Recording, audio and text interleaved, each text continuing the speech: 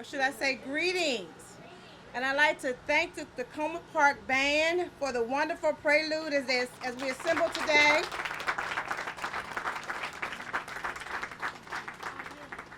Welcome to historic Fort Stevens. My name is Kim Elder, and I am the program manager for the Civil War Defenses of Washington with the National Park Service. It is my honor to serve as the opening program's Mistress of Ceremonies. Please stand for the presentation of colors by the 61st Volunteer Infantry of Pennsylvania, followed by the singing of the National Anthem by Ms. Annette Singletary.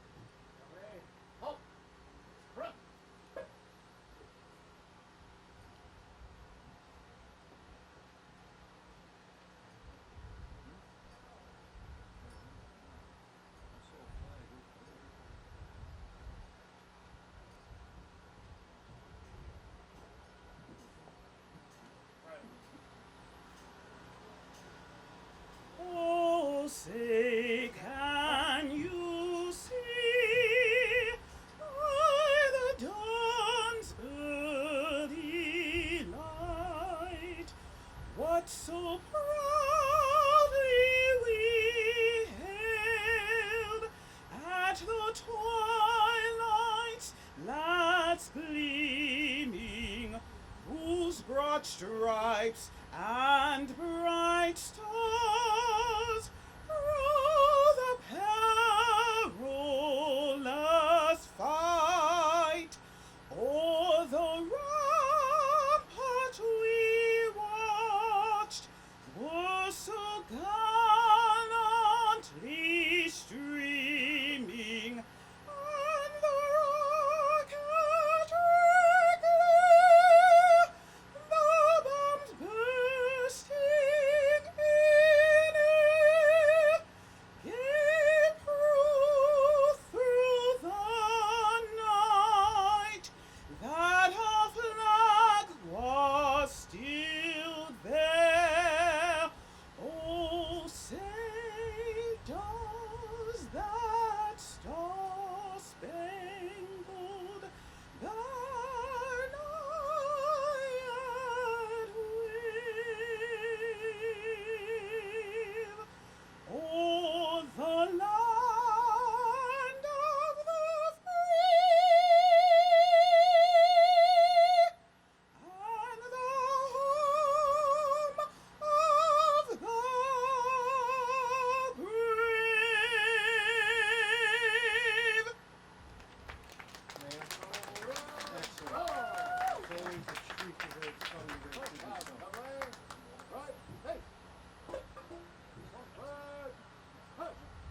One, one, two.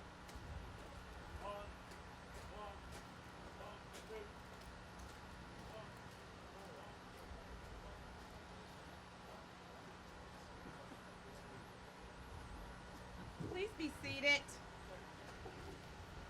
So I'd like to thank both the 61st Volunteer Infantry as well as Ms. Antoinette Singletary. That was a beautiful rendition of National Anthem. Thank you so very much. And I'm not only proud to say that I know her, but she's a very recently signed up Civil War Defenses of Washington, so that's why you got that big smile on my face as well. She just recently signed up as a volunteer with us. Again, thank you all so very much. And for those who are wondering, well, where is the flag? Well, we were told last year in protocol that with the flag standing here at Fort Stevens, that we don't necessarily have to present a flag again because we have a flag here at Fort Stevens. So a bit of information for those who may have been wondering, where is the presenting of colors today? We did in fact present colors. The flag is here at the flagpole at Fort Stevens. Okay. We will now be welcomed by Rock Creek Park Superintendent Julia Washburn, followed by greetings from the President of the Alliance to Preserve the Civil War Defenses of Washington, Ms. Loretta Newman. We will also hear just a little bit later from our Ward 4 Council member, Brandon Todd, upon his arrival. And in that order, Superintendent Julia Washburn, and Loretta Newman, President of the Alliance to Preserve the Civil War Defenses of Washington.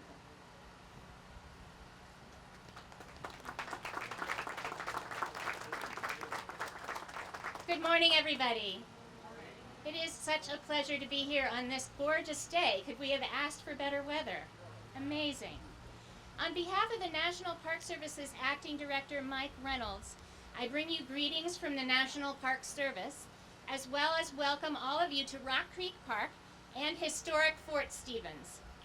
The National Park Service cares for so many special places, and Fort Stevens is one of hundreds of Civil War sites where we, the staff in the green and gray uniforms, alongside our loyal volunteers and partners, are committed to preserving, protecting, and bringing history alive for the young and the not so young, for all of our visitors.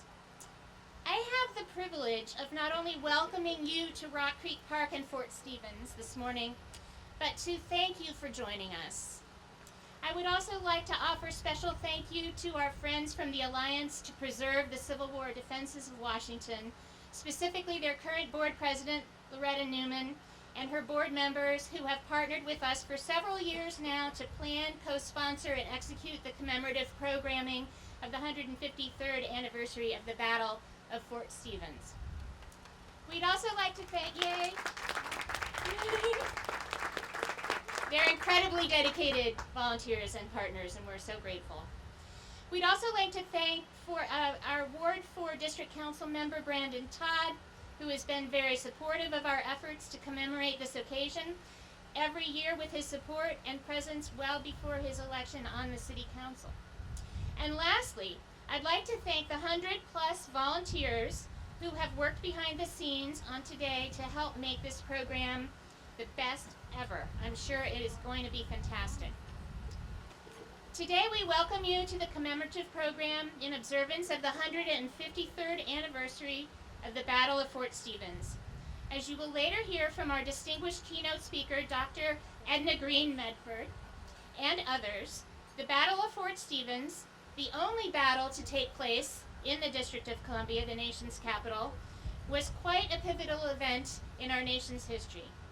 I often think how amazing it would have been and how difficult it would have been to live here at the time of this battle. We again thank you for joining us this morning and hope that you will stay for this afternoon and tomorrow's interpretive and exciting activities. Thank you for coming.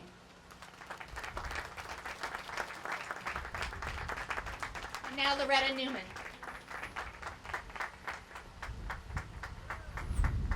Thank you, Julia, and I also thank you all for coming today. This is always a special event, and every year it gets bigger and better, and we really appreciate the people who come and want to learn from and enjoy these wonderful resources that we have in the parks around the city, and especially the Civil War Defenses of Washington, which are both historical sites and wonderful parks. The Alliance was formed in 2008 in order to have an organization focused on the preservation and interpretation of the Civil War Defenses of Washington. They were built beginning in 1861 to protect the city from Confederate attack. And in fact, they successfully did that when the only Civil War battle that occurred in D.C. happened in July of 1864. But I want to note that the battle involved not just Fort Stevens, which is right here, and it was reconstructed, by the way, by the CCC in the 30s, but also by the other forts that ring the upper tier. From Fort Totten, the Fort Totten Metro, there's a wonderful battle, the defenses there hidden in the trees, to Fort Slocum, to Fort Stevens, over to Fort DeRussy, which is in Rock Creek Park, to Fort Reno, the highest point in D.C., was also the highest point back then. So these are all important places in our nation's history and our local history. I especially want to give my thanks to Kim Elder and her staff. Kim has been fantastic. She's a great person to work with.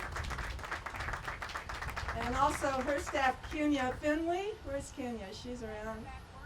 She's back working. Also Steve Fan and Jason Okrasa, who are rangers, and they've just been terrific. Everybody's been very helpful. I also want to introduce and thank my board members, all of those who are here, and some I think are still working out there. So, but I'll name them, and if you just wave your hand or stand up if you're sitting. Marvin Jones is over here taking. He's a videographer, and you can see what he's doing there. Joe Belden. Where's Joe? He was here. Joe. There's Joe. Brian Cheeseborough, who helped bring in our reenactors. He's probably up with the reenactors. Chuck Clusen, who couldn't be here but was a big help along the way. Laurel McFarland, who's in the back. Stand up, Laurel. Laurel has the children's tent, which will be the second one of the period tents right up there. Bob Mefford. Bob Mefford has a discussion and talks that will be going on over there as well. Is Bob here or is he up there? He's probably up there getting ready. Pat Tyson. Where's Pat Tyson? She's got to be down here. Pat Tyson's up there as well. See, they're all working.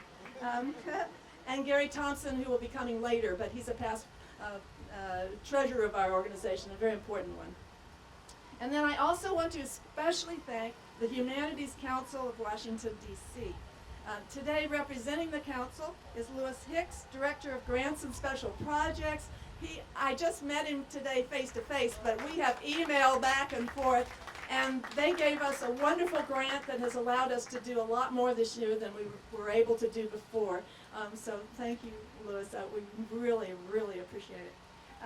And then also thanks to Lito's Restaurant. We've got a special deal this year on our box lunches. All volunteers, speakers, reenactors, and everybody get a free lunch, 12:30 to 1:30, and it'll be up by the Park Service table. And then I have one last pitch. After we recuperate from this commemoration, we will begin planning our next project, a bus tour of the Civil War defenses in Upper D.C., the ones I named to you before, but also some that most people don't get to see, that are sites that are still sort of there. There's Fort Slimmer, for example, at Catholic University. There's one on the grounds of the Peruvian Embassy. You don't get in those normally, but we're going to. And so if you are interested, on the green survey form, and please, please, please fill one of these out, and if you haven't gotten one, here, Lisa Jacobson has some right there for you. Please do. We need the information. You don't have to give your name, you don't have to give your email, but if you do, I'll put you on my email list and you'll enjoy it. And but also, you can indicate if you'd like to go on the bus tour on the bottom. These sell out very quickly, so if you really are interested, I'll give first dibs to those who do that. But the date will be October 14th. And again, it's thanks to the Humanities Council that we're able this year for this tour. We do these tours. We do a couple tours a year. Went up to Monocacy, for example, a few weeks ago.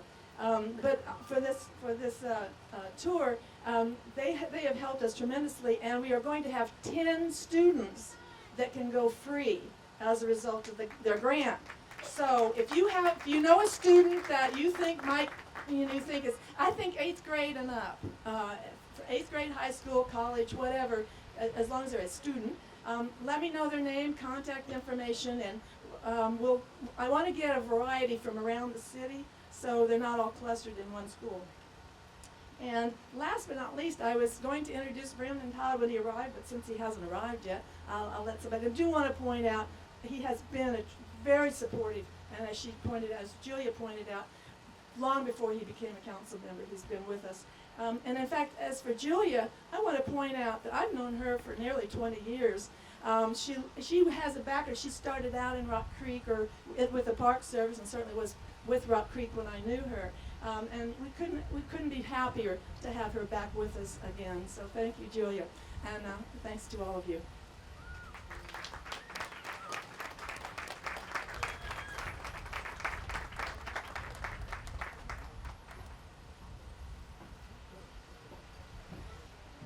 Again, thank you all, and I appreciate all the welcomes we received from both Julia and Loretta. And again, I can't say how I'm very appreciative of the both of them as well, as they are both very, very supportive of the Civil War Defenses of Washington and its programming and all that we do and are able to do. So again, thank you to the both of you all. We will now have a musical selection presentation by our good friend here at the Civil War Defenses of Washington, Doug Jimmerson. Doug Jimmerson has been with us now for about 3 years, performing every year. We always hear that everyone loves not only his music, but the fact that he enjoys interpreting the Civil War history and sharing that knowledge that he has about the Civil War and as a part of his musical presentation. So at this time, I now present to you Doug Jimmerson and the Civil War Comrades. Thank you. Thank you, Jeff. Thank you very much. And we decided this morning we're going to do patriotic songs, songs that you should all know, and you can sing along on the songs. Just on the chorus. It'd be great. The first of these is Battle Hymn of the Republic. Battle Hymn of the Republic is our national hymn. Unfortunately, we don't hear it enough. The story behind it is very interesting. It was the words of Julia Ward Howe that we remember. And she was inspired to write these words at an event right here in the National Capital area. There was a review of the troops of the Union Army at Bailey's Crossroads.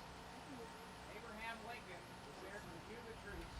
There were 100,000 people at this review. And one of the songs that the men marched to was John Brown's Body. Well, interestingly, that song was not written about John Brown of Harper's Ferry fame. But we didn't get the details of that. We just say that this song she heard sung over and over again. And as the troops marched by, she was standing with her friends from Boston. And the governor of Massachusetts said, you know, Julia, I think that tune would be a marvelous, very fine tune for you to send words, to write words. And so she went back to the Willard Hotel that night and wrote these immortal words that we know so well. She didn't get much sleep that night. But she went to bed, she went to sleep, she woke up, and the wee morning hours, she wrote these words.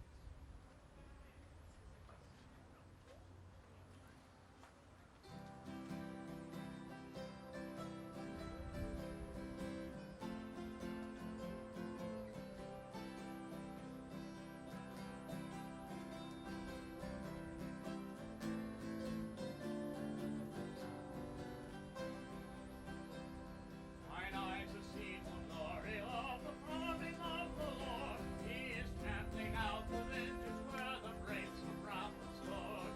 Yet loose the faithful lightning of his parables have stored.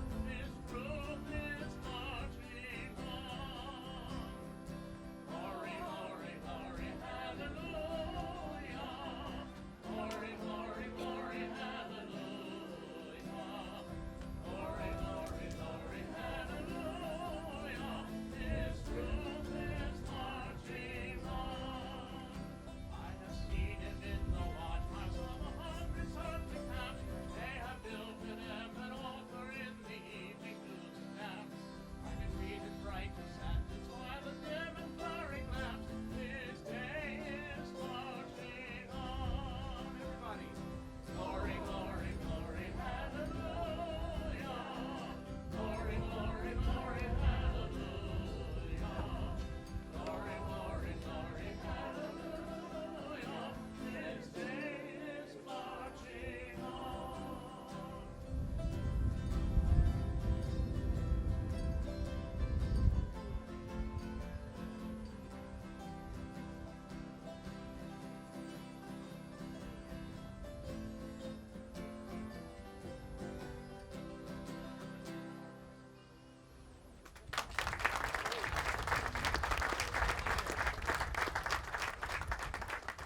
Now, there's another great patriotic song that was written at the time of the Civil War, 1862, and we don't hear it today, and I wish we would. It's one of our greatest patriotic tunes. It had a huge impact on the Army of the Confederacy. There are a number of stories told of soldiers of the South hearing this song and saying they felt their hearts sink into their boots for fear of what they heard and they expected to see. Battle cry of freedom.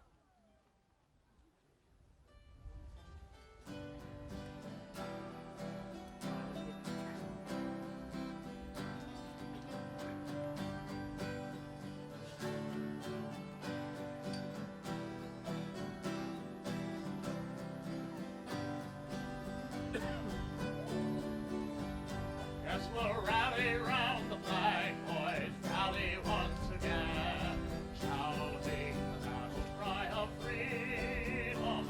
We will rally from the hillside, we'll gather from the plain, shouting the battle cry of freedom. The Union forever, hurrah, boys, hurrah! Down with the traitor and up with the star, while we rally round the flag, boys, rally once again, shouting the battle cry of freedom.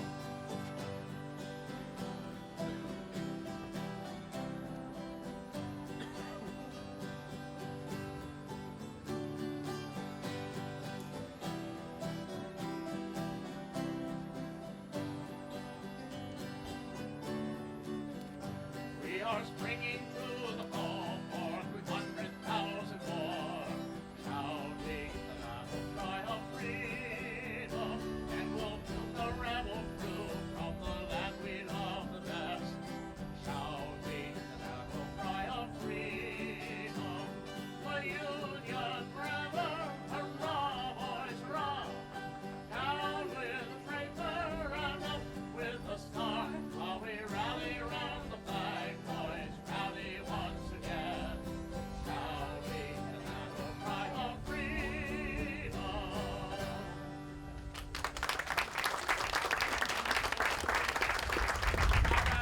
Patriotism. I'll have to do one more tune because Lincoln always closed his program wherever he went in public. The Marine Band usually was there, and when a band was there, the program always closed with Yankee Doodle. Everybody knows this too. Right? What's interesting is that, and I always tell the kids, oh, Yankee Doodle. Just think of George Washington's Yankee Doodle. It was one of Washington's favorite songs, and Lincoln always closed his program with Yankee Doodle. So please help me out with the singing, okay?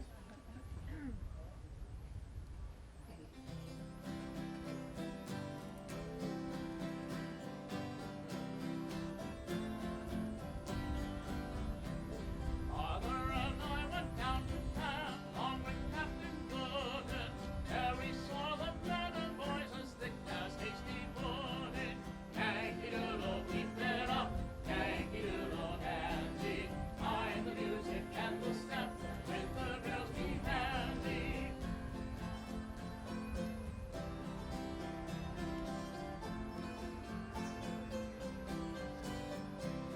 And there was General Washington on a snow-white charger. He looked as big as all of yours and said he looked much larger. Yankee Doodle, keep it up, Yankee Doodle dandy. Mind the music and the step with the girls be handy.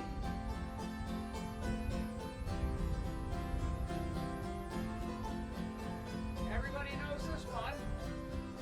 Yankee Doodle went to town riding on a pony. Stuffed a feather in his hat and called it macaroni. Yankee Doodle, keep it up, Yankee Doodle dandy. Mind the music and the step with the girls be handy. Everyone, Yankee Doodle, keep it up, Yankee Doodle dandy. Mind the music and the step with the girls be handy.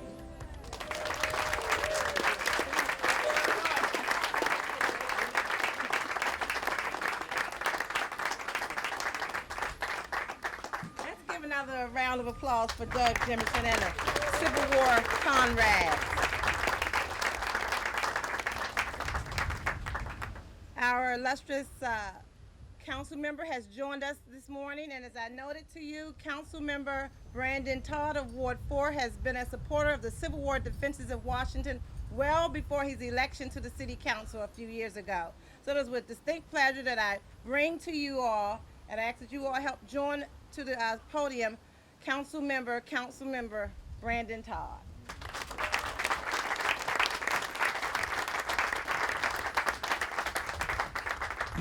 Thank you very much. Well, good morning, everyone. Good morning. My name is Brandon Todd, and I represent Ward 4 on the D.C. Council. And I want to first start by thanking the National Park Service. We know we're represented today with our Rock Creek Superintendent, Julia Washburn. Let's give Julia a big round of applause. And also my good friend Kim Elder with the National Park Service, who works so hard on this event each and every year. Thank you to Loretta Newman and the Alliance to Preserve the Civil War Defenses of Washington. I saw Loretta earlier. And to the Fort Stevens and Brightwood community, Civil War enthusiasts and fans of history. Thank you all for being here today. And it is really a pleasure to be with you this morning to commemorate the 153rd anniversary of the Battle of Fort Stevens. Now, I'm so privileged to represent this wonderful historic place in Washington, D.C. Not every ward can say that. Not every city can say that in the United States. And it really is a special place in our city's history and certainly in our country's history. And I have a great appreciation for landmarks like this one. And it is our responsibility to support the National Park Service in preserving landmarks just like this. Because if we don't value the past, we cannot value our future. So I look forward, thank you, to continuing to be a partner. And I introduced before the City Council a ceremonial resolution that will commemorate and celebrate the 153rd anniversary of the Battle of Fort Stevens. And I will read some of it, not in its entirety.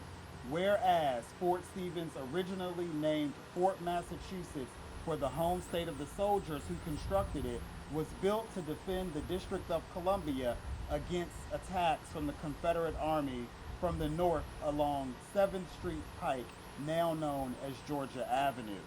Whereas Fort Massachusetts was renamed Fort Stevens after the death of Brigadier General Ingalls Stevens at the Battle of Chantilly on September 1, 1862.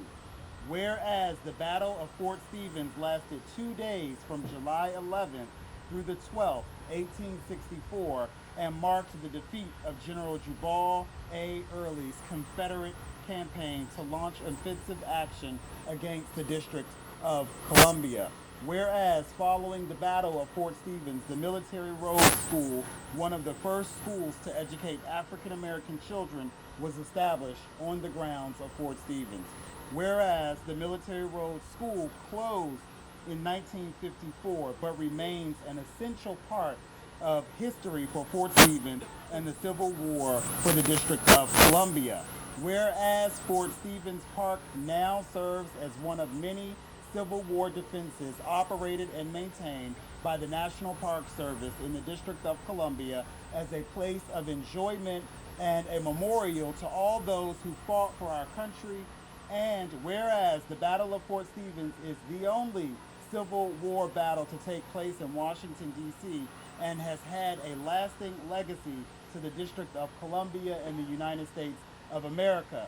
Be it resolved by the Council of the District of Columbia that this resolution may be cited as the Battle of Fort Stevens 153rd Anniversary Recognition Resolution of 2017. And I'll ask Loretta Newman and the Park Superintendent to join me to accept the resolution.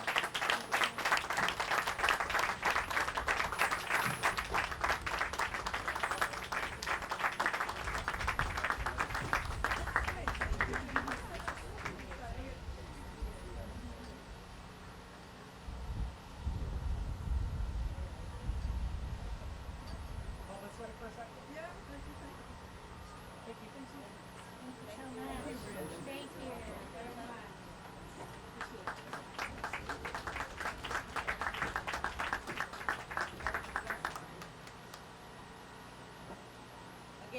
Councilmember Todd. So we were expecting a typical July summer. You know, this is not typical of this beautiful breeze that we're having this morning, and we're grateful for it. But we were expecting that typical hot, sticky summer morning. And so we have these fans that we have made up to commemorate today. And I know that each of you all have received some already, but I want to make sure that our dais get some as well. So these fans are for you all.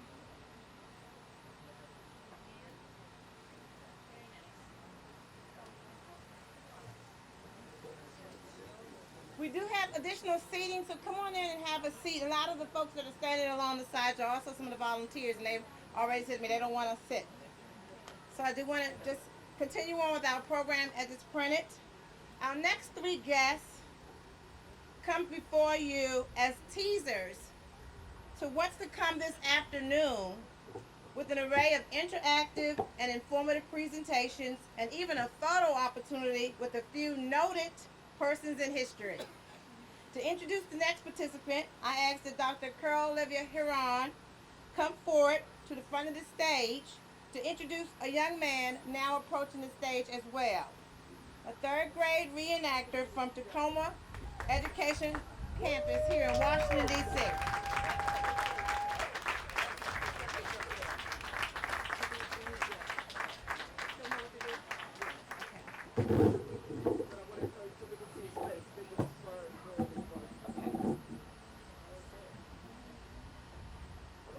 We've had a 3-week program at Tacoma Education Campus.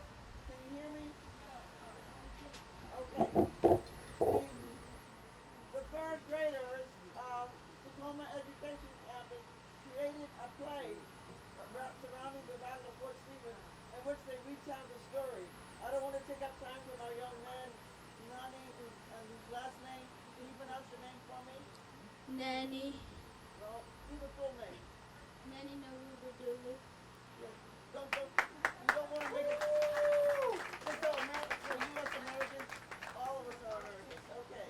Now, I want you to listen.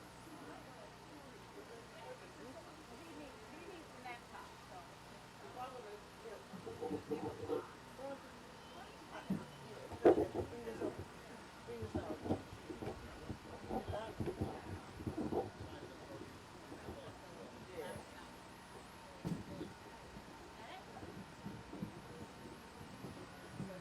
Yes. I think it's worth it, yes. Okay, you hold that up? And you know, you have to be able to get a hand to you. I'm gonna sit down. You're gonna have to listen. Okay? And read. The Apple Orchard. Mr. Wi-Fi, Benome teacher, third grade classes, Tacoma Education Campus, Washington, D.C. Mr. Lloyd Bodie, Principal, May, June 2017 with Dr. Olivia Huron.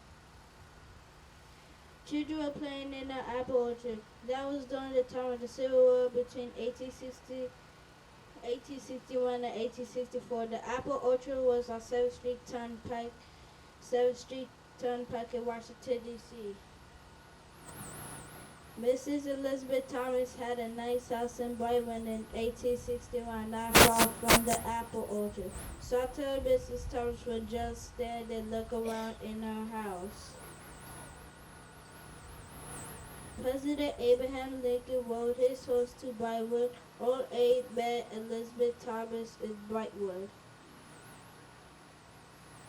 Mrs. Elizabeth Thomas was sitting outside her house in Brightwood. Mrs. Thomas owned the land where Fort Stevens was built. President Abraham Lincoln talked to Mrs. Elizabeth Thomas. The government asked to buy her land to build the fort. Mrs. Thomas said okay.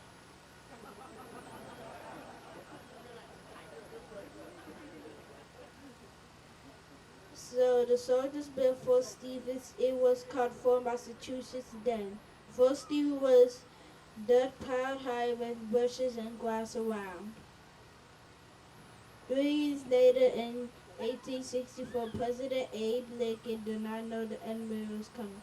Old Abe was just drinking a cup of coffee. But the Confederate soldiers were sneaking up Shenandoah Valley. The rebels followed the railroad tracks and the Shenandoah River. General Lew Wallace, a Union general, believed that the enemy was coming. He slowed down to go the Confederate army at Monocacy Battlefield. Wallace disobeyed orders and left Baltimore so he and his soldiers could fight the enemy. He knew the Confederate soldiers were really coming. President Abe Lincoln still did not believe the enemy was coming. Old Abe thought the whole Southern Army was in Petersburg, Virginia with General Robert E. Lee.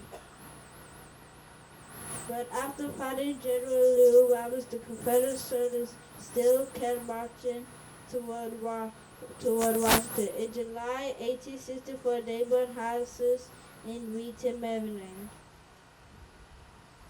And barns were burned down too. Both armies burned down houses. President Abraham Lincoln finally believed that the enemy was coming. Old Abe told General Grant to send soldiers from the Union Army to protect Washington. Old Abe had to get Union soldiers to Washington as fast as he could. Soldiers kept burning houses down. They also burned houses in Silver Spring. Beautiful houses in Silver Spring were burned down. Some famous places were burned down. The children in the apple orchard saw the smoke. The smoke was from the houses burning in Silver Spring, Maryland. People had to run to get out of the burning houses. Sometimes the Union Army burned houses so that they could see the battlefield better. The children who were playing in the apple orchard looked out and saw what was happening. The apple orchard was a Thursday turnpike. Today is Georgia Avenue. Union soldiers were burning houses down too. They even burned houses in Washington, D.C. Apple orchard children see helpers come. Children are happy to see the helpers. Sick people left hospitals to help fight the enemy. Even though they were sick, they wanted to help. Doctors and nurses were left without some patients. Not all of the sick people could help, but some could still walk and fight. Patients just walked out of the hospitals. The patients wanted to help. 3 slaves came to help save Washington, D.C. from the enemy. 3 slaves knew that they were fighting to keep their freedom. Government clerks left their offices to help fight the enemy. The Union Army was in Petersburg, Virginia, with General Ulysses S. Grant fighting the Confederate Army. So others had to help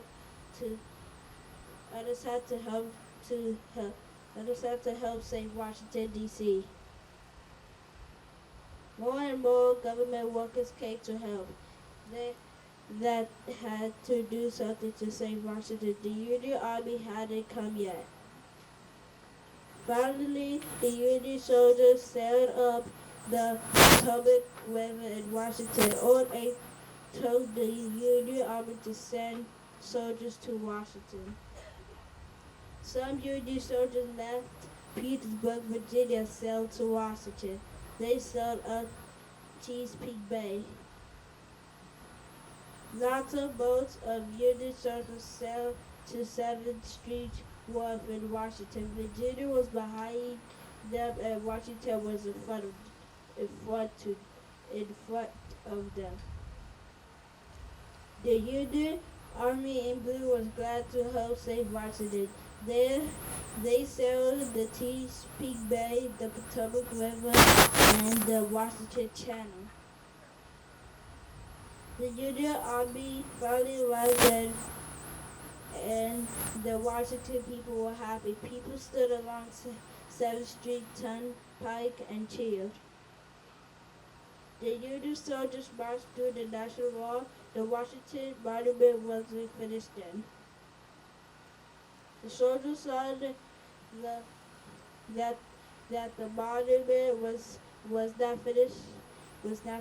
The Washington Monument was not really red, but they made it red because it was like a sort of a round half finish.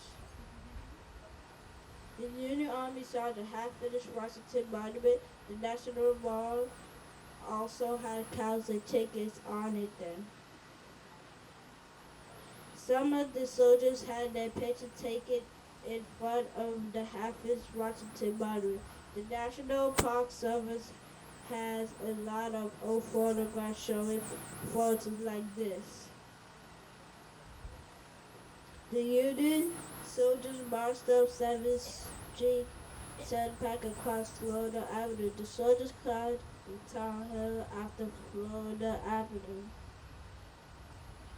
The soldiers finally arrived at Fort Stevens. Union soldiers get to Fort Stevens.